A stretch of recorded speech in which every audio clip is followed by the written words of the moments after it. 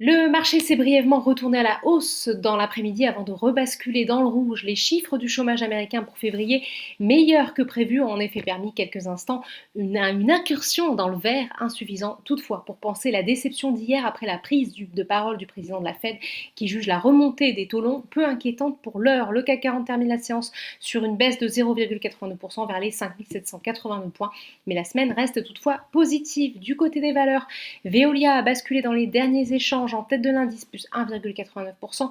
Total renoue avec des niveaux plus vus en bourse depuis plus d'un an, portés évidemment par la remontée des cours du pétrole au plus haut depuis début 2020. La progression du titre de 1% environ permet à l'indice de résister. À la hausse également, le secteur bancaire qui profite de la remontée des rendements obligataires. Crédit Agricole gagne 0,87%. À l'inverse, le secteur de l'aéronautique est en repli.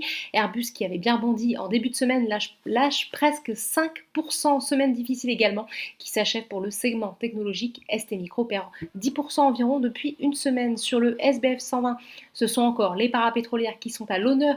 Technip Energy profite de la bonne orientation des prix du pétrole. CGG bénéficie de surcroît d'une note de Ports-en-Par qui relève sa recommandation à acheter contre conserver. McPhy Energy repart également à la hausse. Le titre a souffert cette semaine, pénalisé par son statut de valeur de croissance. En revanche, Air France KLM recule tout comme Neoen et Veralia. Enfin, outre-Atlantique, les chiffres du chômage ont d'abord été salués à la bourse de New York, mais le rebond n'a finalement pas tenu et les trois indices s'enfoncent dans le rouge au moment de la clôture parisienne.